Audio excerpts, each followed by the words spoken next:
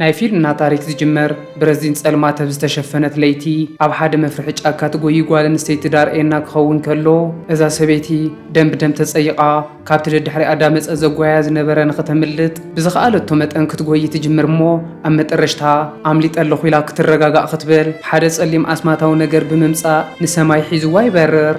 እዛ ጓል ነቲ ሒዝዋ ዝበርር ዘሎ ኣካል ኣንድሬው እንዳበለት ትጽውዖ ዝነበረት ክትከውን ከላ ሃንደበት ካብ ምህራሳ ባህሪራ ትትስእ እሞ እዚ ኩሉ ትሪኦ ዝነበረት መፍርሒ ነገር ሕልሚ ምዃኑ ምስ ረኣየት ንኽትረጋጋእ ትፍትን። እዛ ጓል ኤሌና ትበሃል።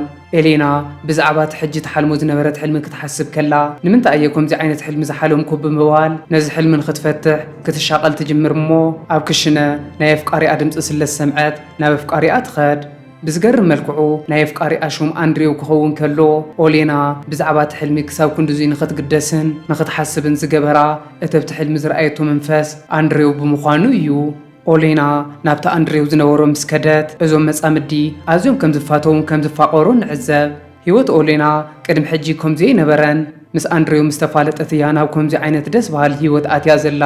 ኣንድሬው ግን ንሱ ዝገበረላ ዘይኮነስ ንሳ ዝገበረትሉ ጥራሕ ስለ ዝርኢ ኣዝዩ ከም ዘፍቅራን ኣብ ቀረባ መዓልታት ከም ዝምርዓዋን ይሕብረላ እሞ ቁርሲ ሰሪሑላ ስለ ዝነበረ ቁርሲ ምስ በልዑ ሓዲግዋ ናብ ስራሕ ይኸድ። ኣንድሬው ናብ ስራሕ ምስ ከደ ኦሌና ብዛዕባ እቲ ሕልሚ እንዳሓሰበት ምጭናቕን ምሽቓልን ስለ ዘይቋረፀት የአቭዶክያ ናብ ዝተባህለት ዓባይ ሰበይቲ ብምድዋል እቲ ብሕልማ ዝረኣየቶ ነጊራ ነዚ ሕልሚ ፍትሕለይ ትብላ እሞ እዛ ሰበይቲ ከምቲ እቲ ሕልሚ ዝሕብሮ ዘሎ ተኾይኑ ኣብ ቀረባ እዋን ኣንድሬው ክመውት እዩ። ስለዚ ንስኺ ይኹን ኣንድሬው ሓደጋ ንኸይበፅሐኩምን ኣንድሬው ንኸይመውትን ናበይ ሒዝክዮ ክትከድ ከም ዘለክ ትፈልጢ ኢኺ ሓቀይ ትብላ እሞ ኦሌና እወይ ኢላታ ካብ ሞት ከተምልጠሉ ትኽእል ቦታ ከም ዘሎ ንርዳእ። ንምሸቱ ኣንድሬው ኣብ ስራሕ ውዒሉ ይመጽ እሞ ደስ ብዝብል መልክዑ ሎማዓንቲ ኣንቨርሰሪኦም ስለ ዝኾነ ኦሌና ተዳልያ ጸኒሓቶ ደስ በሃሊ ምቁር እዋን ከሕልፉ ይጅምሩ። እዞም ፍቑራት እዛ ናይ ሎማዓንቲ ኣንቨርሰሪኦም ተዘካሪትን ኣብ መጻኢን ንደቆም ንሕናኮ በዚ መልክዑ ኢና ኣንቨርሰርና ንኽብር ነርና ብምባል ንደቆምን ንደቅ ደቆምን ዝዛረቡላ ክትከውን ስለ ዝደለዩ ዋላ እኳ በይኖም ተኾኑ ፍልይ ብዝበለ መልክዑ እንዳብዕልዋ የምስዩ እሞ ንጽባሓይቱ ንጎ ክትስኡ ከለው ግን ሓደ መሰንበዲ ዜና ይሰምዑ። እቲ እዋን 2022 ስለ ዝነበረ ንና ኣንድሬው ካብ ምድቃሶም ዝተስኡ ቲቪ ይውልዑ እሞ ብዘሕዝን መልክዑ ሩስያ ንሃገሮም ንዩክሬን ከም ዝወረረታ ስለ ዝሰምዑ ነዚ ነገር ንኸረጋግጹ ናብ ብዙሓት ሚድያታት እንዳቀያየሩ ክሰምዑ ይጅምሩ። ኣብ መጠረሽታ ሩስያ ንዩክሬን ከም ዝወረረታን ኣብ ልዕሊ ዩክሬን ከቢድ ክሳራ ይበጽሕ ስለ ዘሎ ዩክሬናውያን ኣብ ከቢድ ፍርሕን ጭንቅን ከም ዝኣተው ይርድኡ እሞ እዙይ ዝረኣየት ኦሌና እቲ ብሕልሚ ዝረኣኽዎ ክገሃድ ግድእ እዩ። ኣንድሬው ደኣ በዚ ኩናት ከይሞተኒ ብምባል ንኣንድሬው ሒዛቶ ናብቲ ሞት የብሉን ኢላ ተኣምኖ ቦታ ክትከድ ትጅምር። ጉዕዞ ክጅምሩ ከለዉ ዩክሬን ብሩስያ ተወሪራ ስለ ዝነበረት እቲ ንሶም ዝነብሩሉ ከባቢ ብወታደራት ሩስያ ዝተመልአ ክኸውን ከሎ ኦሌና ነዚ ዓድል ተጠቂማ እቲ ብውሽጢ ሓሲባቶ ዘላ ሓቂ ንኽትነግሮ ብምውሳን ኣብዚ ክነብር ተፈቲና እዞም ወታደራት ክቐትሉና ይኽእሉ እዮም፣ ስለዚ ናብቶም ሞይ የአቭዶክያ ትነብረሉ ቦታ ንኸይድ ትብሎ።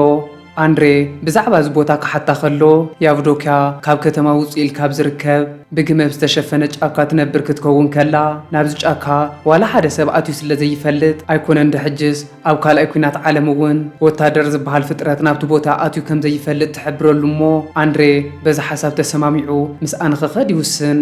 ብድሕሪኡ ክልቲኦም ናብቲ ጫካ ጉዕዞ ይጅምሩ እሞ ድሕሪ ነዊሕ ጉዕዞ ናብቲ ከባቢ ምስ ቀረቡ ኣብ መንገዲ ወታደራት ጸኒሖም ደው የብልዎም። እዞም ወታደራት ናይ ሩስያ ወታደራት ክኾኑ ከለዉ ንኽልቲኦም ደው ኣቢሎም ብዛዕባ ሓደ ሕቶታት ይሓትዎም እሞ ኣንድሬ ከይተናኸልዎም ስለ ዝፈርሐ ንዝሓተትዎ ሕቶታት ብዝተረጋግዐ መልክዑ ይምልሰሎም። እዞም ወታደራት ካብ ኣንድሬ ዝኾነ ዘይፈትዎ ነገር ንኽረኽቡ እዮም ደልዮም ነይሮም። ንሱ ግን ካብ ቃላቱ ይኹን ካብ ተግባሩ ንዕኦም ካሕርቆም ካብ ዝኽእል ነገራት ይቁጠብ እሞ እቶም ወታደራት ምስቲ ሓላፊኦም ተፈልዮም ክዕልሉ ከለዉ ንኦሌና ፈልዮም ንኸትርፍዋ ይውስኑ። ኣንድሬ ከዓ እዙይ እንዳረኣየ ጥርቅም ናይ መዋል ዓቕሚ ስለ ዘይነበሮ ነዞም ወታደራት ከጥቅዖም ይጅምር እሞ ብድሕሪኡ ኣብ ጥቑኡ ንዝነበረ ሓደ ወታደር ተኩሱ ምስ ቀተለ ኣብ ቅድሚኡ ንዝነበሩ ብመኪንኡ ዳረገጸ ከምልጥ ይፍትን። እቶም ወታደራት ኣንድሬው ከምዚ ገብረና ኢሎም ስለ ዘይሓሰቡ ዋላ እኳ ተተቐደሙ ንሶም እውን ብድሕሪት ኮይኖም ክትኩሱ ይጅምሩ እሞ ኣንድሬ ምሊጡሎም መኪንኡ ሒዙ ነቲ ኸልቢ ንኦሌናን ብምሓዝ ናብ እንዳ የአቭዶክያ ይበጽሕ። ናብቲ ገዛ ምስ ወጽሑ ያብዶክያ እቲ ኸልቢ ተሃስዩ ስለ ዝነበረ ሒዛቶ ናብ ገዛ ተኣትሞ ኦሌና ነፍቃሪኣ ንኣንድሬ ክትሪኦ ኸላ ኣንድሬ ኣብ ድሕሪቱ ብጥይት ከም ዝተሃረመ ትርዳእ። ሽዑ ኦሌና ተጓያ ካብ መኪና ውሪዳ ንኽትሕግዞ ክትፍትን ከላ ኣንድሬ ኣብ መንገዲ ብዙሕ ደም ስለ ዝፈሰሶ ኣብ ሕቑፍኣ ህይወቱ ተሓልፍ እሞ ኦሌና ኣዝያ ሓዚና ኣምሪራ ትበኪ። ኦሌና እቲ ብሕልማ ዝረኣየቶ ተጋሂዱ ንኣንድሬ ብምስኣና ኣዝያ ዝሓዘነት ክትከውን ከላ ናይዚ ኣዝያ ትፈትውን ተኽብሮ ነፍቃሪኣ ሞት ኣሚና ክትቅበል ስለ ዘይከኣለት ኣብ ከቢድ ሓዘን ወዲቓ ዳተረበሸት ንሪኣ። በቲ ሓደ ኸዓ እቶም ወታደራት ኣብ እዋን ኩናት ብዙሕ ሞት እንዳረኣዩ ስለ ዝመፁ ብናይ መሓዝቶም ሞት ዋላ ሓደ ዘይመሰሎም ክኸውን ከሎ ናይ ብጾቶም ሬሳ ብምእካብ ካብ ጅቦኦም እንዳፈተሹ ዘድልይዎም ነገራት ይወስዱ እሞ ናብ ዓዶም መሊሶም ንኽቐብርዎም ኣብ ሳንጣእትዮም እንዳዓፀብዎም ንሪኦም። ኦሌና ግን ሞት ኣንድሬ ኣሚና ምቕባል ዝኸበዳ ክትከውን ከላ ንናይ ኣንድሬ ሬሳ ሒዛቶ ናብ ገዛ ተኣትሞ ክትቀብሮ ስለ ዘይደለየት ዳሓፃፀበት ብናቶም እምነት ባህላዊ ስነ ስርዓት ክትፍጽም ትጅመር። ኣብዚ እዋን ያብዶክያ ትመጽእ እሞ ንኦሌና ክተረጋግኣ ብምሕሳብ ኣጆኺ ክሳብ ክንድዙይ ነብሲ ኸይትህሰይ ድሕሪ ሕጂ ንስኺ ናብዚ ስለ ዝመጻኺ ሞት ዝበሃል ናብ ጥቓኺ ይቐርብን ኩሉ ነገር ናብ ጽቡቕ ከምርሕ እዩ ክትብላ ኸላ ኦሊና ኣዝያ ሓዚና ዳበኸየት ኣነ ኩሉ ነገር ናብ ጽቡቕ ኩነታት ክምለስ ኣይኮንኩን ዝደሊ ኣነ ንኣንድሬ ዝደሊ ብምባል ንናይ ኣንድሬ ሬሳ ከንፈሩ ክትስዕሞ ትጅምር። ቀፂላ ኸዓ ትፈልጥኒ ኢኸ ንሞት ክንደየናይ ከም ዘይፈርሕ ኣብ ሕሉፍ ህይወተይ ብዙሕ ግዜ ሞት ርእየ ብዙሓት ሰባት እውን ካብ ጎነይ ተፈልዮምኒ እዮም ይኹን እምበር ንዋላ ሓደ ከም ኣንድሬው ገይረ ቀሪበዮን ፈትዮን ኣይፈልጥን። ኣንድሬው እኮ ንዓይ ታራ ሰብ ኣይኮነን። ቅድሚ ምስ ኣንድሬው ምፍላጠይ ኣነ ዋላ ሓደ ዘይፈትወኒ ዝተነዓቅኩን ዝተዋረድኩን ሰብ እየ ነይረ። ሳላ ኣንድሬው ግን ምስ ኣንድሬው ተፋቒረ ፍቕርታይ ማለት ምዃኑ ርኤ ብኽብሪ ክነብር ጀሚረ ነይረ ትብላ እሞ ንሳ ብህይወት ዳሃለወት ቀተልቲ ኣንድሬው ብሰላም መስተርሖም ክነብሩ የብሎምን ኢላ ስለ ዝኣመነት ኣብቲ ገዛ ዝነበረ ፋስ ብምልዓል ነዞም ሰባት ንጹህ ሰብ ምቕታል ማለት እንታይ ምዃኑ ከሪኦም እየ ልዕሊ ብህይወት ምንባር ሞቶም ክምነዩ ኣለዎም ብምባል ሕኒኣ ንኽትፈዲ ንያብዶክያ ናይ ኣንድሬው ሬሳ ኣቃጽልዩ ኢኸ ብምባል ነቲ ፋስ ሒዛ ናብ ውሽጢ ተኣቱ። ኤሌና ናብ ውሽጢ ገዛ ምስ ኣተወት ናብ ሓደ ፍሉይ ምልክት ዝነበሮ መንደቕ ብምቕራብ ነቲ መንደቕ ኣፍሪሳ ናብ ሓደ ሕውእ መንደቕ ተኣቱ እሞ ኣብ ውሽጢ ጸሊም ኣስማት ካልኦት ብዙሓት ሓደገኛ ነገራትን ፍልይ ዝበለ ክግመት ዘይኽእል ተፈጥራዊ ሓይሊ ዘለዎም ነገራትን ከም ዘለዉ ነስተብህል። ሽዑ ኦሌና ኣብ ቅድሚ ሓደ ኣስማተኛ መስትያት ደው ትብል እሞ ሓደ ብሓደ ኩሉ ክዳውንታ ክተውፅእ ኸላ ኣብ ሰውነታ ውቃጦ ከም ዘሎ ንርኢ። እዚ ውቃጦ ብላዕሊ ክትሪኦ ከለኻ ታራ ውቃጦ ዝመስል ክኸውን ከሎ ኣብቲ ኣስማተኛ መስትያት ክርአ ከሎ ግን ከም ሸንሸል ካብ ሰውነታ ተፈልዩ ክርአ ይጅምር እሞ ኦሌና ነዚ ሸንሸል ዝመስል ውቃጦ ክትብጥሶ ከላ ናብ ሰውነታ ተኣምረኛ ዝኾነ ፍሉይ ሓይሊ እንዳኣተወ ንርኢ። ኦሌና እዚ ሓይሊ ናብ ሰውነታ ክኣቱ ምስ ጀመረ ቅርፂ ሰውነታ ይኹን መልክዓ ክቀያየር ዝጀመረ ክኸውን ከሎ ኣብ ሰውነታ ብርሃን ዝመስል ነገር ይረአ እሞ ኦሌና ከም ኩሉ ፍጥረት ታራ ሰብ ዘይኮነትስ ሓደገኛ ጠንቋሊት ምዃና ንርዳእ። እዚ ኩሉ ዓመት ኦሌና ምስ ኣንድሬ ጠንቋሊት ምዃና ሓዲጋ ታራ ሰብ መሲላ እያ ትነብር ነይራ። በዚ ምክንያት ከዓ ብሰባት ትዋረድን ትነዓቕን ዝነበረት ክትከውን ከላ ኣብ መጨረሽታ ግን ምስ ኣንድሬ ምስ ተራኸበት ምስ ኣንድሬ ተፋቒራ ተራ ሰብ ኮይና ክትነብር ትጅምር እሞ ዓለም ክንደየናይ ምቅርቲ ምዃና ክተስተማቕር ምስ ጀመረት በዞም ጨካናት ወታደራት ኩሉ ነገራ ስለ ዝሰኣነት ከይፈተወት ናብቲ ሓዲጋቶ ዝነበረት ሓደገኛ ህይወት ትምለስ። ብድሕሪኡ ናይ ፊልምና ትርኢት ናብቶም ናይ ሩስያ ወታደራት ትወስደና እሞ እቲ ሓላፊ ናይዞም ወታደራት ዩክሬናውያን ነቲ ምግቢ ዝኣትወሉ ዝነበረ መንገዲ ስለ ዝዓፀውዎ ምግቢ ክረኽቡ ከም ዘይከኣሉን ሕጂ ከዓ ኣብ ኢዶም ዝነበረ ምግቢ ስለ ዝወድኡ ናብ ዝረኸብዎ ገዛ ዳኣተው ምግቢ ክወሩ ከም ዝኽእሉን ምግቢ ንምርካብ ክብሉ ክሳብ ሰብ ምቕታል ዝደለይዎ ኩሉ ንክገብሩ ይፈቕደሎም እሞ እዞም ወታደራት ኣብ ልዕሊ ዩክሬናውያን ጽላኣት ስለ ዝነበሮም ኣዝዮም ይሕጎሱ። በዚ ከዓ ምግቢ ንምርካብ ብዝብል ምኽንያት ዝተወሰኑ ወታደራት ገዛ ገዛ ክዞሩ ይጅምሩ እሞ ናብ ሓደ ገዛ ከኣቱ ክብሉ ኣብ ኣፋፌት ሓደ ዓብይ ሰብኣይ ጸኒሑ ኣይተኣትውን ብምባል ክቃለሶም ይፍትን። እቶም ወታደራት ከዓ ብጭካነ ነዚ ዓብይ ሰብኣይ ይቐትልዎ እሞ ብድሕሪኡ ናብ ውሽጢ ገዛ ከኣቱ ከለዉ ኣብ ውሽጢ ካትያ ዝተባሃለት ጓሉ በይና ይረኽብዋ። ካትያ ነዞም ወታደራት ምስ ረኣየት ኣዝያ ዝፈርሐት ክትከውን ከላ በዚ ምክንያት ከዓ ዳጉየት ክተምልጠሎም ትፍትን እሞ ይኹን እምበር ከይተዓወተላ ገና ካብ ክፍላ ከይወፀት ከላ ተዓንቂፋ ናብ መሬት ወዲቓ ቀልባ ትስሕት። እዞም ሰብ ምቕታል ዋላ ሓደ ዘይመስሎም ጨካናት ወታደራት ንካትያ ምስ ረኣዩ ስጋዊ ስምዒቶም ንኸርዩ ዝሓስቡ ዝነበሩ ክኾኑ ከለዉ ሕጂ ከዓ ቀልባ ስለ ዝሰሓተት ተሸኪሞም ናብ ዓራት የድይብዋ እሞ ምስ ነቕሐት ሓደ ወታደር ብምምፃእ ክዕምፃ ይጅምር። ካትያ ምስ ወታደር ንኽትቃለስ ክትፍትን ከላ ዓቕሚ ክትረክብ ኣይከኣለትን። ሽዑ ካትያ ዳእወየት ሓጉዙን ክትብል ትጅምር እሞ ኣብቲ ገዛ ግን ብዘይካዞም ወታደራት ካሊእ ሰብ ስለ ዘይነበረ ሰማዕሲ ኢና እቲ ወታደር ከም ድሌቱ ገይሩ ይላገጸላ። ፍርቆም ወታደራት ኣብቲ ገዛ ምግብን ንምግቢ ዝኸውን ነገራትን ክደልዩ ከለዉ ፍርቆም ከዓ ኣብ ደገ ኮይኖም ንዕኦም እንዳሓለዉ ኣብቲ ከባቢ ንዝነብሩ ሰባት ንምፍርራሕ ስቑኢሎም ናብ ቅድሚቶም ክትኩሱ ይጅምሩ እሞ ኣጋጣሚ ኮይኑ ሓንቲ ዓባይ ሰበይቲ በቲ ከባቢ ተሓልፍ ስለ ዝነበረት እዛ ሰበይቲ ንምንታይ ኢኹም ሰብ ንኽተፈራርሑ ትትኩሱ ንስኹም እኮ ሰባት ኢኹም ከም እንስሳይ ትሕሰቡ ክትብሎም ከላ እዞም ወታደራት ኣዝዮም ሓሪቆም እንታይ ገድሽኪ ኢኹም ትብልና ብምባል ነዛ ሰበይቲ ተኩሶም ይቆትልዋ። ብድሕሪኡ እዞም ወታደራት ኣብቲ ገዛ ዝነበረ ኩሉ ምግቢ ብምሓዝ ንካትያ ሒዞማ ናብቲ ናይ ወታደራት ማዓስከር ይምለሱ እሞ ድሕሪ ሕጂ እዚኣ ትመስል ምልክዕቲ መዘናግዒት ስለ ዝረኸቡ ኩሎም በብግደ ክፃወቱላ ከም ዝኽእሉ ይዘራረቡ። በቲ ሓደ ከዓ ኤሌና ናብ ደገ ብምውፃእ ኣብታ መኪና ዝተፀየቐ ናይ ሓደ ወታደር ደም ትረክብ እሞ በዚ ደም ተጠቒማ ኣስማት ክትሰርሕ ከላ ኣጋጣሚ ኮይኑ እዚ ደም ናይቲ ኣንድሬ ብጥይት ሃሪምዎ ይኹን እምበር ዘይሞተ ወታደር ስለ ዝነበረ እቲ ወታደር ክሳቀ ይጅምር። ድሕሪ ሂደት ጸኒሒት በቲ ኤሌና ትሰርሑ ዘላ ኣስማት ምኽንያት ካብ ኣፍ እዚ ወታደር ወረቐት ክወፅእ ይጅምር እሞ ነተብቲ ወረቐት ዝተፃሓፈ ከንብቦ ከሎ እዛ ጫካ መቃብርኩም ክትከውን እያ ዝብል ጽሑፍ ስለ ዘንበበ ኣዝዩ ፈሪሑ ክሻቀል ይጅምር። እዚ ወታደር በዚ መልክዑ ብፍርሕን ብሕማምን ስቃይ ስለ ዝወዝሖ ነዊሕ ክጸንሕ ኣይከኣለን። በዚ ምኽንያት ከዓ ቀልጢፉ ይመውት እሞ ንምሸቱ ኩሎም ወታደራት ደቂሶም ዳሃለዉ እቲ ናይዞም ወታደራት ኣዛዚ ብሕልሙ ንኤሌና ይሪኣ። እዛ ሓላፊ ንኤሌና ደም ብደም ተፀይቓ ዝረኣያ ክኸውን ከሎ ኣብ ሕልሙ መፅያ ንኹሎም ከም ትቆትሎም ብምዝራብ ተፈራርሑ እሞ እታ ምስኦም ዝኒኣ ካትያ ዝኾነ ሕማቕ መንፈስ ክህልዋ ስለ ዝኽእል ነቶም ወታደራት ንካትያ ውፂኹም ኣርሒቕኩም ደርብይዋ ብምባል ይእዝዞም። ሽዑቶም ወታደራት ንካትያ ብመኪና ውፅኦም ይደርብይዋ እሞ ኤሌና ናብኣ ብምኻድ ሕነኸ ክትፈዲ ትደሊ ዲኸ ክትብላ ከላ ካትያ ናይ ኤሌና መንነት ስለ ዘይትፈልጥ ጥርቅም ትብል። ካትያ ዋላ እኳ ኣፈ ውፅያ ተዘይተዛረበት ኤሌና ግን ካብ ዒንታ ሪኣ ኩሉ ነገር ዝተረድአት ክትከውን ከላ ኣብ ዒንቲ ካትያ ሕርቃንን ሕኒኣ ክትፈዲ ከም ትደልን እዩ ዝንበብ። ሽዑ ኤሌና ምስ ካትያ ምስ ተፈላለያ ናብቲ ናይ ወታደራት ማዓስከር ትኸድ እሞ ክልተ ወታደራት ክሸኑ ወፂኦም ስለ ዝነበሩ ዘለዋ ፍሉይ ኣስማት ተጠቂማ ደም ከም ዝሸኑ ትገብር።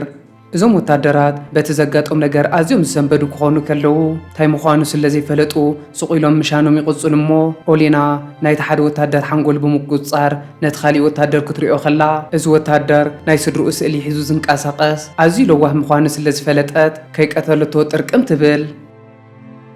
እቲ ሓደ ግን ኣዝዩ ህሩፍ ስለ ዝነበረ ኣብ ጥቑ ኣቕራሽ ንኽርኢ ትገብሮ እሞ ብህርፋን ነቲ ቅርሺ ሒዝዎ ይኣቱ። ንጽባሕይቱ ንግሆ ኩሎም ወታደራት ናብ ሞባይሎም ሜሴጅ ስለ ዝመጾም ሞባይሎም ከፊቶም ክሪኦ ከለዉ ናብ ኩሎም ተመሳሳሊ መልእኽቲ ከም ዝመጸ ይሪኡ። እቲ መልእኽቲ እዚ ጫካ መቃብርኩም ክኸውን እዩ ዝብል ክኸውን ከሎ እዚ ዝረኣይ ወታደራት ክፈርሑን ክስንቡድን ይጅምሩ እሞ ብዛዕባ ኣብዚ ከባቢ ዘሎ ሓደገኛ ጥንቆላ ክዕልሉ ከለዉ እቲ ናይዞም ወታደራት ሓላፊ ኣብ ከምዚ ዓይነት ጥንቁልና ስለ ዘይኣምን እዚ ታራ ፍርሒ እዩ እምበር ጥንቆላ ክሳብ ከምቲ ትብልዎ ዘለኹም ክቋፃፀረና ይኽእልን በዚ ከዓ ክትፈርሑ የብልኩምን ብምባል ኣበረታቲዑ ንናብ ስርሖም ይልእኾም።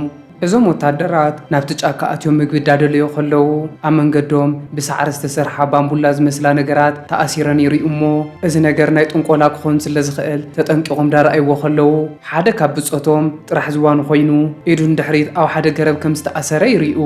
እዞም ወታደራት በዚ ዝሪእዎ ዘለዉ ነገር ኣዝዮም ዝሰንበዱ ክኾኑ ከለዉ ሽዑ ሓደ ወታደር ንብፃዩ ንኸድሕን ዳጉየ ናብኡ ክቐርብ ይጅምር እሞ ኤሌና ኣብቲ ተኣሲሩ ዝነበረ ወታደር ፈንጂ ፃዊዳ ስለ ዝነበረት እቲ ፈንጂ ተፈንጂሩ እቲ ተኣሲሩ ዝነበረ ወዲ ይመውት።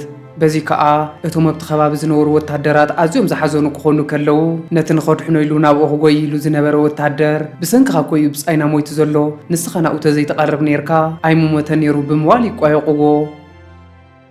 በቲ ሓደ ኸዓ ኦሌና ፍልይ ዝበለ ናይ ጥንቆላ ስነ ስርዓት እንዳካየደት ነሪኣ። ኦሌና በቲ ትደግሞ ዘላ ናይ ጥንቆላ ስነ ስርዓት ተጠቂማ ፍሉይ ሓይሊ ንኽትረክብ ትሰርሕ ዝነበረት ክትከውን ከላ ኣብ መጠረሽታ ድሕሪ ብዙሕ ምጉራዕ ነቲ ጋኔን ስለ ዝተቆፃፀረቶ ናይቲ ጋኔን ሓይሊ ናብኣ ከኣቱ ይጅምር እሞ ካብቲ ቅድሚ ሕጂ ዝነበረቶ ኣዝያ ሓያልን ብርትዕትን ትኸውን። ኣብዚ እዋን የአቭዶክያ ናብ ደገ ክትወፅእ ኸላ ኣብ ደገ ዝሞታ ረጋቢት ከም ዝናብ ካብ ሰማይ እንዳወረዳ ትርኢ እሞ እንታይ ከም ዝተፈጠረ ስለ ዝተረድኣ ዳጉይት ናብ ኦሌና ብምኻድ እዚ ትገብሮ ዘላ ነገር ክንደየናይ ሓደገኛ ምዃኑን ንዓኣ እውን ናብ ከቢድ መስዋእቲ ከእትዋ ከም ዝኽእል ነጊራ ንኽተቋርፆ ተሓታ። ኦሌና ግን ሕነይ ንምፍዳይ ክንዲ ዝኽኣልክዎ ኩሉ ነገር ንኽገብር ድልውቲ እየ። በዚ ከዓ እንተ ዝመውት እውን ይጠዓስን ነዞም ወታደራት ከይቀተልኩ ኣይዓርፍን ትብላ እሞ የአቭዶክያ ኣዝያ ሓሪቓ ኣብ ዝተጸገም ኩሉ እዋን ኣብ ጎኒ ኬንኪ ብሰላም ምእንታን ክትነብሪ እዚ ናይ ጥንቆላ ሓይሊ ሂበኪ። ንስኺ ግን ንዓይ ጠሊምኪ ንሞት ከብቅዐኪ ዝኽእል ሓደገኛ ነገር ትፍጽመለኺ። ንምንታይ ከምዚ ትገብሪ ብምባል ትቁጣዕ እሞ ኦሌና ክትሕግዛ ከምዘይትኽእል ትነግራ። ብድሕሪኡ ናይ ፊልምና ትርኢት ናብቶም ብፃዮም ብፈንጂ ተፈንጅሩ ዝሞቶም ወታደራት ክትወስደና ኸላ እዞም ወታደራት ናይቲ ወዲ ሬሳ ናብ ሻንጣ ዳመልእዎ ኸለዉ ሃንደበት ሓደ ወታደር ስድርኡ ከም ዝሞቱ ዝሕብር ስእሊ ይርኢ እሞ ኣብቲ ስእሊ ደቆም በዓልቲ ቤቱን ብሰንኪ ጥንቁልና ከም ዝሞቱ ዝሕብር ጽሑፍ ስለ ዝነበረ ስድራይ ብሰንኪ እዮም ሞይቶም ብምባል ኣዝዩ ሓሪቑ ታንከልዒሉ ናብ ዓዱ ክኸድ ይብል። ኣብዚ እዋን ኦሌና ናይ ሓንጎል ፀወታ ክትፃወት ስለ ዝደለየት ነዚ ወታደር ኣብ ቅድሚቱ ደው ብምባል ትረአዮ እሞ ሽዑት ወታደር ነታ ታንኪ ንድሕሪት ክመልሳ ኸሎ ንኽልተ ብፆቱ ረጊጡ ይቐትል። በዚ ከዓ እቶም ወታደራት ነዚ ወታደር ገበነኛ ኮይኑ ስለ ዝረኸብዎ ይኣስርዎ እሞ ዋላ እኳ ንሱ እቲ ዘጋጠመ ብምንጋር ንኽእምኖም እንተፈተነ ዝኣምኖ ሰብ ስለ ዝሰኣነ ንብፅኦትካ ቀቲልካ ብምባል ተሓኒቑ ንኽቕተል ይፍረዶ። እዞም ወታደራት በዚ መልክዑ ነንባዕሎም ኣብ ከቢድ ኩነታት እንዳሃለዉ ሃንደበት ኣብቲ መዓስከር ፈንጂ ክፍንጀር ይጅምር እሞ ኩሎም ወታደራት ናብ ዝተፈላለየ ኣንፈት ክሃድሙ ኸለዉ ሓደ ወታደር ናብ ማእኸል እቲ ጫካ ይኣቱ። እዚ ወታደር ነታ ብሽክሌታ ሒዛ ዝነበረት ዓባይ ሰበይቲ ንስኹም እኮ ሰባት ኢኹም ንምንታይ ናይ እንስሳ ተግባር ትፍጽሙ ኢላ ክትምዕዶም ከላ ብጥይት ዝቐተላ ክኸውን ከሎ ኣብዚ ጫካ ናይታ ሰበይቲ ብሽክሌታ መፅያ እንዳተረኣየቶ ናይታ ሰበይቲ መንፈስ እንዳመፀ ከፈራርሖ ይጅምር እሞ ካብ ምሕር ፍርሒ ብጉያ ክሃድም ይፍትን። እዚ ወታደር ኣብ ሓደ ቦታ ደው ምስ በለ ኦሌና ብኣስማታ ተጠቂማ ነቲ ናይቶም ወታደራት ኣዛዚ ብምምሳል ናብቲ ወዲ ትቐርብ እሞ ንስኻ ሕጂ ክትሞተሉ ዘለካ ሰዓት እዩ ብምባል ትቆትሎ። ኩሎም ወታደራት እቶም ከምዚ ዝገበሩ ጸላእቶም መሲሎሞም ክሓምዩ ኸለዉ ካብ መንጎኦም እቲ ሓደ ግን ልቡ ወፅያ ዘላ ብታራ ሰባት ኣይኮነትን እዚ ፍልይ ብዝበለ ልዕሊ ተፈጥሮ ሓይሊ ብዘለዎም ሰባት ዝተፈጸመ እዩ ብሎም እሞ እቲ ሓላፊኦም ግን ንባዕሉ ይኹን ካልኦት ወታደራት ኣብ ከምዚ ዓይነት እምነት ክኣትዉ ስለ ዘይደሊ ነዚ ወዲ ደጊሙ ብዛዕባ እዚ ንኸይዛረብ የጥንቅቆ። ኦሌና ናብ ገዝኣ ምስ ከደት ናይቲ ወታደር ልቢ ክትበልዓ ትጅምር እሞ የአቭዶክያ ምስ ረኣየታ ናብኣ ብምኻድ ንምንታይ ከምዚ ትገብረለኸ ብምባል ትኹርየላ እሞ ኦሌና ብሕርቃን ንዓኣ እውን ኢዳ ብምንካስ ሓይሊ ክረክብ ስለ ዘለኒ እየ ከምዚ ዝገብር ዘለኹ ኢላታ ወፅያ ትኸድ። ዋላ እኳ መጀመርያ ንኦሌና ጥንቁልና ዝመሃረታን እዚ ኩሉ ሓይሊ ንኽትረክብ ዝገበረታን የአቭዶክያ እንተኾነት ሕጂ ግን ኦሌና ሕነኣ ክትፈድህ ክትብል መንነታ ጥራሕ ዘይኮነት ሲኢናስ ናብ ሰይጣናዊት ጠንቋሊት ተቐይራ ከም ዘላ ስለ ዘስተብህለት የአቭዶክያ ንባዕላ ክትፈርሓ ጀሚራ ኣላ። ንምሸቱ ኦሌና ናብቲ ናይ ወታደራት መዓስከር ትኸይድ እሞ ንኹሎም ወታደራት መፈራርሒ ተሓድገሎም። ንጽባሕይቱ ንግሆ እዞም ወታደራት ካብ ምህራሶም ክትስኡ ኸለዉ እተኣኪቦሞ ዝነበሩ ናይ ብፆቶም ሬሳ ከምዘየለ የሰውህሉ እሞ ናብቲ ጫካ ኣትዮም ክደልይዎ ኸለዉ ናይ ኩሎም ብፆቶም ሬሳ ተሓኒቑ ናብ ገረብ ተንጠልጢሉ ከም ዘሎ ይርኡ። ካብ መንጎ እዞም ወታደራት እቲ ሓደ ብፆቱ ዝሞቱ ዘለዉ ንሶም ክቋፅርዎ ብዘይኽእሉ ሓይሊ ምዃኑ ስለ ዝተረድአ ንሱ እውን ልክዕ ከም ብፆቱ በቲ መንነቱ ዘይፍለጥ ሓይሊ ከይቕተል ስለ ዝፈርሐ ነብሰ ቅትለት ይፍጽም። በቲ ሓደ ድማ እቲ ንካትያ ዝዓመፃ ወዲ ንኽሸይን ካብ ብፆቱ ይፍለ እሞ ደምን ሓሰኻን ክሸይን ይጅምር። ቀፂሉ ከዓ ልዕሊ ዓቐን ክሕሙን ከሳቕዮን ስለ ዝጀመረ ንምንታይ ከምዚ ይኸውን ከም ዘሎ ተረዲእዎ የቕረበልለይ ንምባል ናብ እንዳ ካትያ ይኸድ እሞ ካትያ ምስ ረኣየቶ ፋሰል ዒላ ክትቀትሎ ትብል። ኣብዚ እዋን እቲ ወታደር እንዳበኸ በጃኺ ይቕረ ግበርለይ እንዳበለ ክምሕፀና ይጅምር እሞ ካትያ ምሒራቶ ክትከይድ ክትብል እቲ ወዲ ንኽቐትላ ሽጉጡ ኸልዕል ይብል። ሽዑ ካትያ ኣዝያ ሓሪቓ ተመሊሳ ብምምፃእ ብጭካነ ቃጥቂጣ ትቐትሎ። ኦሌና ኸኣ ናብቲ ናይቶም ወታደራት ማዓስከር ብምኻድ ነቶም ወታደራት ትረአዮም እሞ ብድሕሪኡ ዳጎየት ክትምልጥ ከላ እቶም ወታደራት ናብ ኣዳ ተኮሱ ዳጎዩ ክስዕብዋ ይጅምሩ። ሕጂ መብዛሕትኦም እቶም ወታደራት መን ከምዚ ይገብር ከም ዘሎ ዝተረድኦም ክኸውን ከሎ ዋላ እኳ መብዛሕትኦም ንኦሌና ቀቲልና ኢና ነብስና ክነድሕን ንኽእል እንተበሉ ፍርቆም ግን ንኦሌና ክንቀትላ ስለ ዘይንኽእል የቕሬታ ኢና ክንሓታ ዘለና ይብሉ እሞ በዚ ምኽንያት ክልተ ወታደራት ነንርእሶ ብዳ ተባዓሱ ንሪኦም። ኦሌና ኸኣ ዋላ እኳ በዞም ወታደራት ጥይት ተተሃረመት ዝገበረት ጌራ ኣምሊጣ ናብ እንዳ ያቭዶክያ ትኸድ እሞ ያቭዶክያ ኣብ ሰውነታ ዝነበረ ጥይት እንዳውፀት ድሕሪ ሕጂ ሕነ ምፍዳይ ክተቋርፀለኪ ዋላ እኳ ንኩሎም ወታደራት ቀቲልክ ተትውድእ እዮም ኣብ መጠረሽታ ግን ነቲ ሓላፍ ተቐቲልክዮ ንስኸ እውን ክትሞቲ ኢኸ ትብላ እሞ ኦሌና ነቲ ሓላፍ ተቐቲላቶ ንባዕላ እውን ከም ትመውት ዳፈለጠት ሕነኣ ምፍዳይ ትቐፅል። ሽዑ ኦሌና ናብቲ ናይቶም ወታደራት ማዓስከር ተመሊሳ ንኩሎም ወታደራት ሓደ ብሓደ ትቆትሎም እሞ ኣብ መጠረሽታ እቲ ናይቶም ወታደራት ኣዛዚ ስለ ዝረኣያ ብድሕሪታ መፅኡ ይሓንቃ። ብዝገርም መልክዑ ኦሌና ኣስማት ተጠቂማ ነዚ ሓላፊ ሓደ ብፃዩ ንዓ ኣመሲሉ ንኽረኣዮ ዝገበረት ክትከውን ከላ እዚ ሓላፊ ነቲ ብድሕሪቱ መፅኡ ዝሓነቆ ብፃዩ ምስ ቀተሎ ኦሌና ብድሕሪቱ መፅያ ኣንጠልጢላ ትሕዞ እሞ ነዚ ሓላፊ ክትቆትሎ ክትብል ያቭዶክያ መፅያ ንስኺ ክትሞት የብልክን ምኽንያቱ ካብ ኣንድሬ ዝጠነስክዮ ውላድ ኣብ ከብድኽኒ እዩ ትብላ። ኦሌና ምስቲ ሰይጣን ብዝኣተወቶ ውዕል መሰረት ነዚ ሓላፊ እንተቐቲላቶ ንባዕላ እውን ከም ትመውት ትፈልጥ እያ። እዚ ማለት ንሳ እንተሞይታ እቲ ናይ ኣንድሬው ዝተረፈ ብሕታዊ መዘከርታ እውን ክመውት ስለ ዝኾነ ነዚ ናይ ወታደራት ሓላፊ ንዘይምቕታልን ኣብ ከብዳ ዘለዎ ወዲ ኣንድሬው ንኽተድሕንን ትውስን እሞ ኣብ መንጎ ግን ነዚ ናይዞም ወታደራት ሓላፊ ቀቲልኪ ናይ ኣንድሬ ሕነፍ ደይሉ ዝብል ዘረባ ናብ ሓንጎላ ዳተመላለሰ ዳመፀ ስለ ዝረበሻ ንያቭዶክያ እዚ ነገር ምሕረት ብምግባር ደው ክብለ ይኽእልን ነዚ ወዲ ተሰዲደዮ እዚ ወዲ ብዙሓት ወታደራት ሒዙ ኣብ ልዕለይን ኣብ ልዕሊ ውላደይን ሕንኡ ክፈዲ ክመፅእ እዩ ትብላ እሞ ያቭዶክያ ነዚ ወታደር ከይቀተላ ናይ ባዕላ ሕነት ፈድየሉ ትልሚ ከም ዘለዋ ብምንጋር ንኦሌና ተረጋግኣ። ብድሕሪኡ ናይ ፊልምና ትርኢት ተቐይሩ ንኦሌና ነዚ ናይዞም ወታደራት ኣዛዚ ይሰድኦ እሞ ድሕሪ ሒደት መዓልታት ሓደሽቲ ናይ ሩስያ ወታደራት መፂኦም ንበይኑ ነዚ ኣዛዚ ክረኽብዎ ከለዉ ኣዝዮም ሓሪቖም ንኩሎም ወታደራት ንስኻ ኢኻ ቀቲልካዮም ብምባል ከፋጥጥዎ ይጅምሩ። እዚ ወዲ ብዛዕባ ተዘጋጠመ ብምንጋር ንኩሎም ንኽእምኖም ክፍትን ከሎ እቲ ንሱ ዝረኣዮ ወታደር ስለዘየለ ዋላ ሓደ ዝኣምኑ ሰብ ክረክብ ኣይከኣለን።